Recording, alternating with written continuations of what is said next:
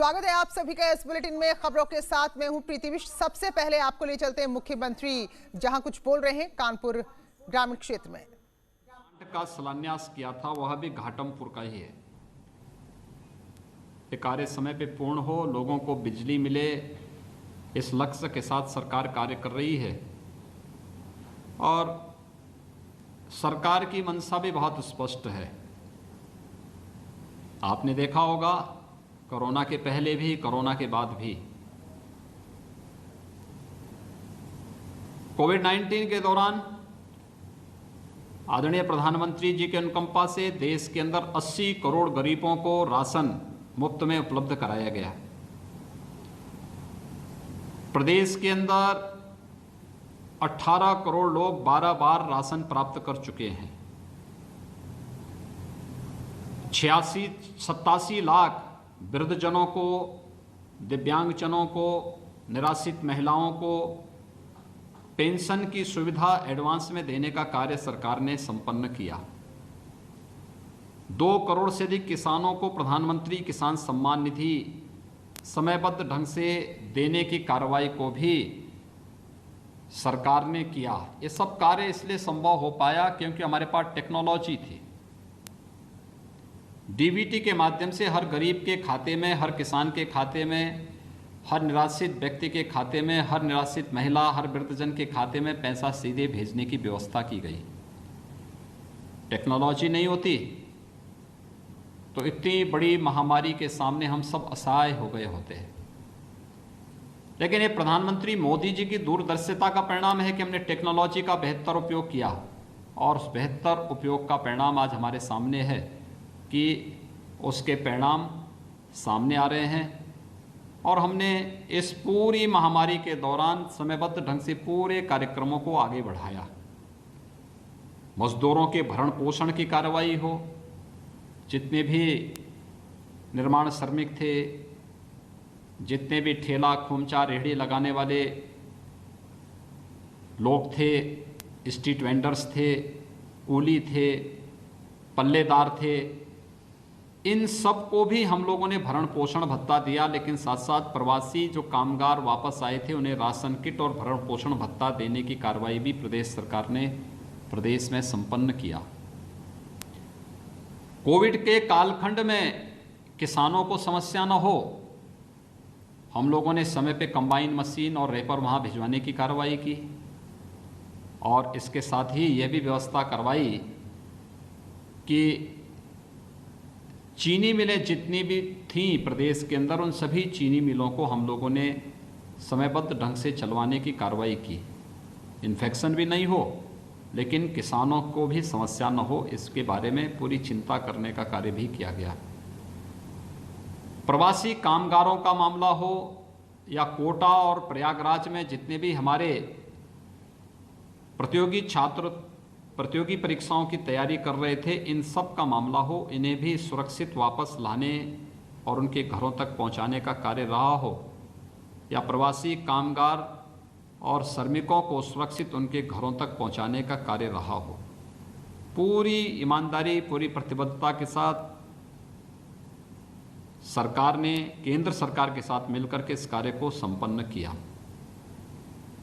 उत्तर प्रदेश देश में आबादी का सबसे बड़ा राज्य है, 24 करोड़ की हमारी आबादी है। लेकिन अगर आप देखेंगे कोरोना के मामले में देश के अंदर और दुनिया के अंदर बेहतर उदाहरण उत्तर प्रदेश की जनता ने प्रस्तुत किया है। मैं उत्तर प्रदेश की जनता का इसके लिए स्वागत करता हूं, अभिनंदन करता हूं। लेकिन साथ साथ हमने विकास के कार्यों को भी तेजी लाई है। आज हमारा बुंदेलखंड एक्सप्रेसवे युद्ध स्तर पर बन रहा है, कानपुर मेट्रो का काम युद्ध स्तर पर चल रहा है, आगरा में मेट्रो का काम प्रारंभ होने वाला है, पूर्वांचल एक्सप्रेसवे युद्ध स्तर पर बन रही है, गंगा एक्सप्रेसवे के लिए भूमि अधिग्रहण की कार्रवाई युद्ध स्तर पर चल रही है। यानी लगातार इन सभी कार्यों को आगे बढ़ाने के कार्य भी युद्ध स्तर पर चल रहे हैं। कहीं मेडिकल कॉलेज बन रहा है, कहीं पर विश्वविद्यालय बन रहा है, कहीं महाविद्यालय बन रहा है, कहीं पर अटल आवासीय विद्यालयों के माध्यम से निराश्रित बच्चों के लिए उनके लिए आवासीय विद्यालय बनाने की कार्रवाई हो रही है। एक निरंतर चलने वाली प्रक्रिया का इसको पार्ट बनाया गया। यानी सरकार एक सकारात्मक दिशा में आदरणीय प्रधानमंत्री मोदी जी के मार्गदर्शन में कार्य कर रही है और आज उसका परिणाम हम सबके सामने है कि हम लोग विकास की उस प्रक्रिया के साथ समाज के प्रत्येक तबके को जोड़ने का कार्य कर रहे हैं और ये कार्य एक निरंतरता के साथ आगे बढ़ते जा रहे हैं। आप सब जानते हैं यही उत्तर प्रदेश है। आज से 3.5 वर्ष पहले उत्तर प्रदेश की स्थिति क्या थी? सड़कों में गड्ढे ही गड्ढे थे, बिजली नहीं आती थी, कानून व्यवस्था की स्थिति अत्यंत खराब थी, सर्वत्र अराजकता का तांडव था और विभिन्न प्रकार से लोग त्रस्त थे। भ्रष्टाचार चरम पर था। पिछले 3-3.5 वर्षों में उत्तर प्रदेश के अंदर 3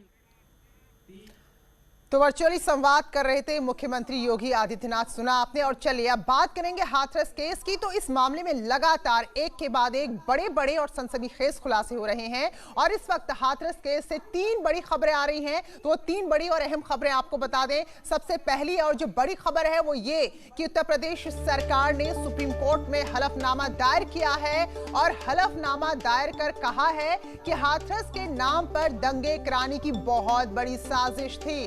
दिल्ली, लखनऊ, प्रयागराज में यहां दंगे भड़काने का पूरा षड्यंत्र रचा गया था और साथ में वाराणसी और आगरा में भी दंगे की साजिश थी और सिमी और पीएफआई से जुड़े हुए लोग इसमें शामिल हैं। खुफिया एजेंसी को कई अहम सुराग मिले हैं और आपको यह भी बताएं कि हलफनामे में कहा गया है कि खाड़ी देश और आतंकी संगठन से लगातार सिमी की बात करें या पीएफआई से जुड़े हुए लोगों की बात करें तो ये इन संगठनों के संपर्क में थे। तो ये बड़ी बात है कि यहां जो भी घटना हुई इसकी आड़ में दंगों को भड़काने की, उत्तर प्रदेश को दंगों की आग में झुलसाने की बहुत बड़ी साजिश रची गई थी।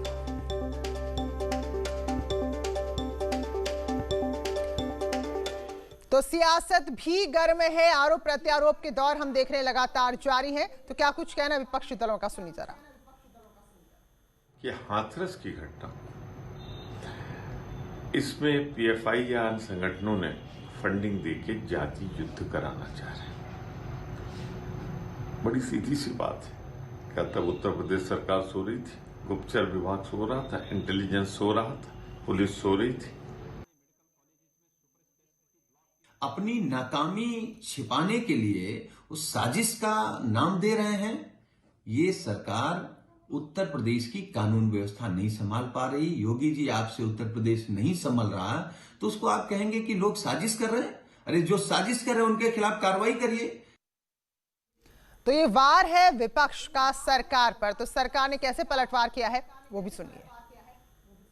एक वेबसाइट बनाकर हाथरस विक्टिम को न्याय दिलाने के बहाने विदेशी फंडिंग हो रही थी।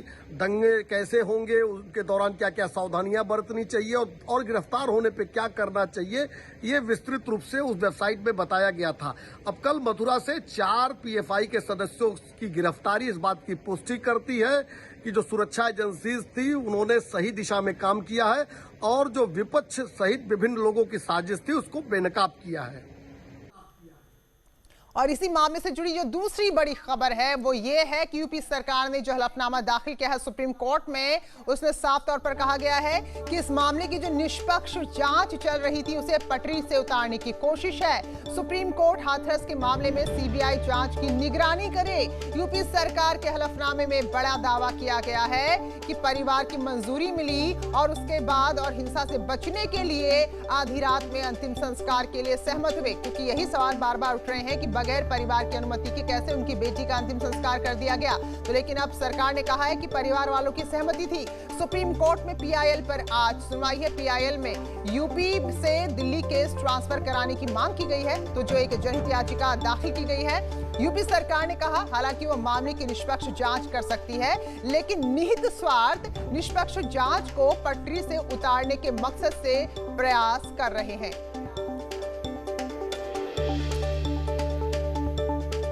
और अब आपको दिखाते हैं हाथरस पर आ रही इस वक्त की तीसरी बड़ी खबर। तो हाथरस में एसआईटी एक बार फिर से जांच के लिए पहुंच गई है। एसआईटी ने अंतिम संस्कार स्थल का निरीक्षण किया, यानी कि जहां रात के वक्त बच्ची का अंतिम संस्कार किया गया था उस जगह एसआईटी पहुंची है और 3 सदस्यीय टीम है जो लगातार इस मामले में जांच कर रही है। पीएफआई के जुड़े होने के एंगल से भी जांच हो रही है। तो गांव के कई और लोगों से, यानी कि जो पीड़ित परिवार के सदस्यों के अलावा जो बाकी लोग हैं उनसे भी एसआईटी पूछताछ कर रही है। तो ये बड़ी खबरें हैं, अहम खबरें हैं। सरकार ने हलफनामा दायर किया है और कुल मिलाकर सरकार एक बात बार बार कह रही है सुप्रीम कोर्ट में कि वो चाहती है कि मामले की निष्पक्ष जांच हो, क्योंकि इस घटना की आड़ में राज्य को एक बार फिर दंगों की आग में झोंकने की तैयारी चल रही थी।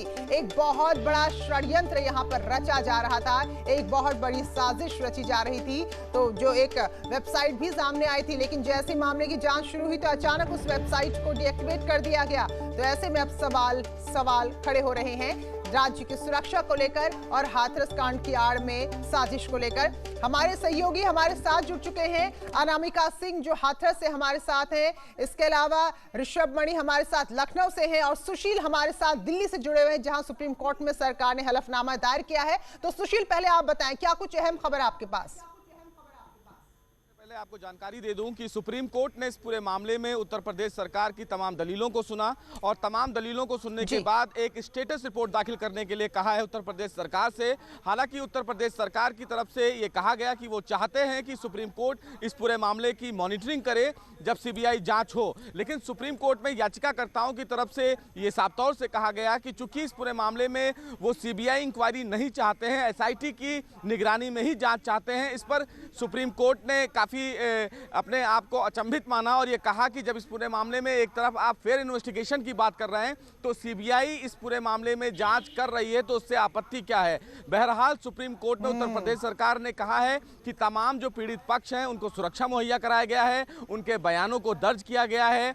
तो सुप्रीम कोर्ट ने फिलहाल पीड़ित पक्ष को सुरक्षा जो मुहैया कराई गई है उसको लेकर स्टेटस रिपोर्ट तलब किया है। साथ ही साथ ये भी कहा है कि जो बयान तमाम पीड़ित परिवार का दर्ज किया गया है उत्तर प्रदेश सरकार के द्वारा, उसकी भी एक डिटेल एफिडेविट सुप्रीम कोर्ट में दाखिल की जाए। अगले हफ्ते सुप्रीम कोर्ट इस मामले की सुनवाई करेगा, लेकिन सुप्रीम कोर्ट ने ये कहा कि ये बहुत ही भयानक और शॉकिंग केस है, लिहाजा हम खुद चाहते हैं कि इस मामले में पीड़ित पक्ष को न्याय मिले और इसीलिए सुप्रीम कोर्ट इस पूरे मामले की सुनवाई भी कर रहा है। तो अब ये तय है कि एक और सुप्रीम कोर्ट में उत्तर प्रदेश सरकार ने प्रीति जो हलफनामा दाखिल किया उसमें 2 महत्वपूर्ण बातें कही। एक तो ये कहा कि उत्तर प्रदेश सरकार की छवि को धूमिल कर रही हैं कुछ विपक्षी पार्टियां और कुछ लोग। दूसरा कि उत्तर प्रदेश सरकार सक्षम है इस मामले की जांच के लिए, लेकिन वो ये चाहते हैं कि चूंकि इस मामले में निष्पक्ष जांच हो, लिहाजा राष्ट्रीय जांच एजेंसी को शामिल करना बहुत जरूरी है। लिहाजा सुप्रीम कोर्ट खुद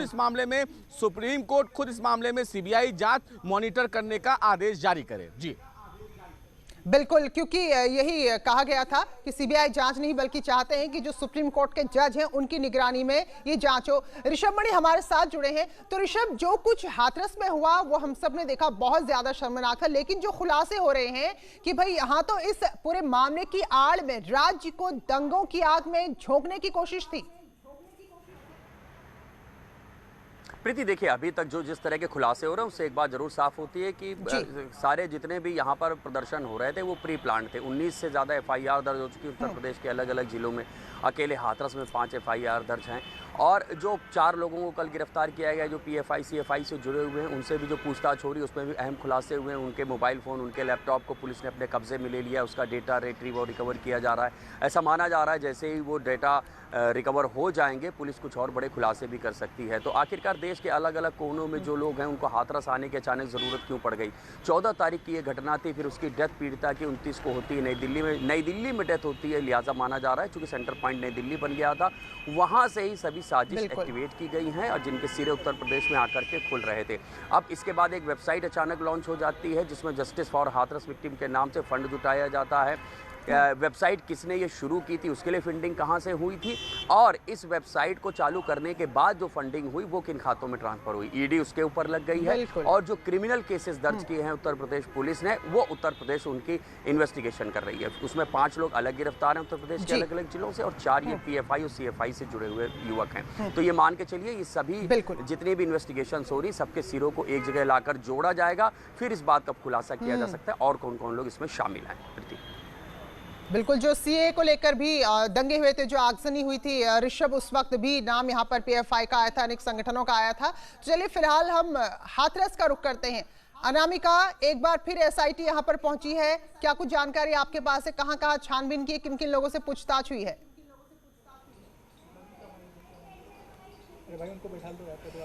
देखिए, एसआईटी की टीम आज एक बार फिर से हाथरस आई हुई थी, परिवार के साथ उनकी फिर से बातचीत हुई है, लेकिन फिर से वही तस्वीरें दिखाई दे रही है जहां पर आज सीपीआईएम के जो नेता हैं वो जाके परिवार से बातचीत कर रहे हैं। नेताओं के आने का सिलसिला लगातार जारी है, शोक संवेदनाएं व्यक्त करने के लिए, अलग अलग तरीके से लोगों से बातचीत करने के लिए लोग पहुंच रहे हैं। लेकिन इस वक्त मैं जहाँ पे मौजूद हूँ, ये घर बहुत ही खास है इस पूरे के पूरे घटनाक्रम के लिए, क्योंकि इस घर में, ये जो घर है, ये उन 4 आरोपियों में से 3 आरोपी जो बनाए गए हैं, जिसमें संदीप, रामू और एक रवि, वो जो 3 लड़के हैं उनका ये घर है। ये घर देख रही होंगी आप। इसमें से जो एक लवकुश है, वो लवकुश गांव के दूसरे हिस्से में रहता है, लेकिन जो 3 बाकी के लोग हैं वो इसी घर में रहते हैं।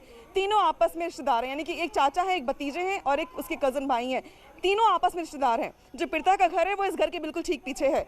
अब जो आरोपी हैं उनके परिवार के लोगों से भी हमने बात करने की कोशिश की, क्योंकि हमारा काम है कि हम हर पक्ष की बात सामने लेकर के आएँ, क्योंकि लगातार परिवार का ये कहना है कि उस मौके पर इनके लड़के वहां पर थे ही नहीं, झूठा फंसाया जा रहा है। हालांकि जांच का विषय एसआईटी बताएगी, सीबीआई बताएगी कि कौन कहां पर था, लेकिन फिलहाल जिस दिन घटना हुई थी उस दिन लड़के कहां थे आपके? यहाँ घर पे। यहाँ घर पे थे? हाँ। गाय को पानी पिला रहा। किसको? गाय को। गाय को पानी पिला रहे? हाँ। अच्छा। और दूसरे वाले संदीप? संदीप पल्लंग पे गाय ने पानी पिलाए रहो और वहाँ लला यहाँ पिलाए रहो। सुबह को टाइम था, सुबह 8 बजे का टाइम था, पानी पिला रहे थे। रामू चिलर पे थे दूध के में। चंपा। आपका नाम क्या है? सोनी। किसकी पत्नी है आप? रवि। रवि जो एक आरोपी बनाया कि उनकी पत्नी है आप। अच्छा, लेकिन ये क्यों जो रीज़न दिया गया, कारण दिया गया, आरोपी बनाया गया है, और ये आरोप है कि बहुत जघन्य अपराध किया गया है, और इसमें जो आपके पति हैं वो मुख्य आरोपी में शामिल हैं, लेकिन आप एक इस वक्त मौके पर ही नहीं थे? नहीं है। हाँ, नहीं आते, ये झूठ लगा दो ना। क्यों आरोप लगाएगी? क्यों उन्हीं पर आरोप लगाएगी? पुरानी रंजिश की वजह से। क्या पुरानी रंजिश है? अब 20 पे सारा हमें का सलामत आते हुए ना, हमें का पता काई की नहीं काई की नहीं। नहीं तो किस बात की दुश्मनी? भाई आपके तो पड़ोसी है ना, बगल में रहते हैं, क्या की दुश्मनी? पता भैया लड़का के बाप थे, छोरी के बाप आते, तो वो मतलब बाने ऐसा कि आपस में भैया आप बाप बेटे में गई, जे पोई पे आवे गए, जे 12-13 वर्ष को माला जे रवि, तो इन्हें माँ पानी पियावे गो बाप पोखर पे, इन्हें में झगड़ा रो से बान जान बीच बचाव कर दो, सुबह को नाम लिखवा दो, को जे रवि ने मैं बीच बचाव कर दो, मतलब बीच बचाव करने के लिए नाम लिखवा? हाँ, नाम लिखवा दो। हाँ, कहाँ पानी पिलाने में? हाँ, बोल रही थी अभी कुछ बता रही थी, आप जानकारी दे रही थी। लवकुश की माँ ने पानी पिलाओ, बा में लवकुश। बिल्कुल, तो चलिए अनामिका, और हर पक्ष को यहाँ पर सुनवाई के लिए बुलाया जा रहा है, हर पक्ष को जाना जा रहा है। तो ये हैं वो लोग जिनके घर के सदस्यों को आरोपी बनाया गया है। इनका कहना है कि घटना के वक्त तो वो घर पर थे, वहां गए थे। बहरहाल ये सब छानबीन का विषय है और मामला चल रहा है। बहुत बहुत शुक्रिया अनामिका, ऋषभ और हमारे साथ हमारे सहयोगी सुशील भी जुड़े थे सुप्रीम कोर्ट की। स्वागत है ब्रेक के बाद। खबर गोरखपुर से, जहां कानून व्यवस्था के मसले पर प्रगतिशील समाजवादी पार्टी के कार्यकर्ताओं ने रानी लक्ष्मीबाई पार्क में प्रदर्शन किया और इस दौरान पुलिस और कार्यकर्ताओं के बीच तीखी झड़प भी हो गई। प्रदर्शनकारी सड़क पर जाने की कोशिश कर रहे थे तो पुलिस उनको रोकने की, जिसके बाद पुलिस और कार्यकर्ताओं के बीच नोकझोंक भी देखने को मिली।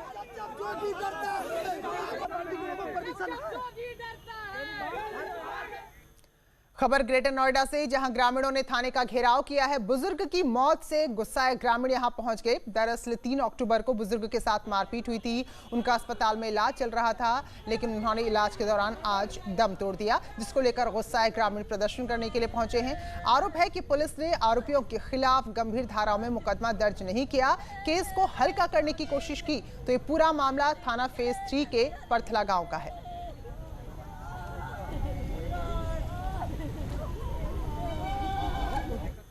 उधर कानपुर में दो पक्षों में मारपीट की तस्वीरें सामने आई हैं और ये पूरा विवाद हुआ जमीन को लेकर। रिटायर्ड फौजी समेत कई लोग इस मारपीट में जख्मी हुए हैं। घाटमपुर कोतवाली के आगापुर गांव में घटना हुई, जहां जमीन विवाद में दो पक्ष आमने सामने आ गए और काफी देर तक ये पूरा हंगामा, ये मारपीट चलती रही, जिसमें रिटायर्ड फौजी समेत कई लोग जख्मी हुए हैं। कानपुर में जमीन विवाद में दो पक्ष आमने सामने और एक दूसरे पर लाठी डंडों से हमला किया गया, जिसमें रिटायर्ड फौजी समेत कई लोग जख्मी हुए हैं। तो जो गंभीर रूप से घायल हैं उनका अस्पताल में इलाज चल रहा है।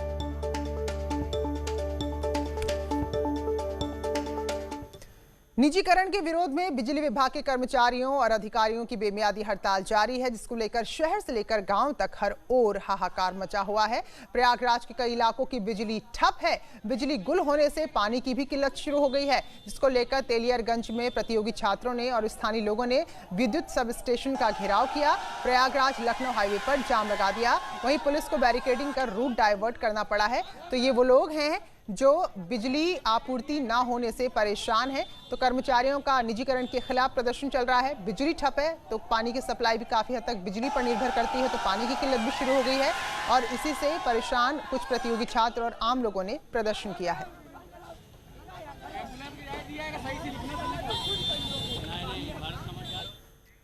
तो इन खबरों के साथ बुलेटिन में फिलहाल इतना ही, लेकिन ब्रेक के बाद देखिए खबरें उत्तराखंड की।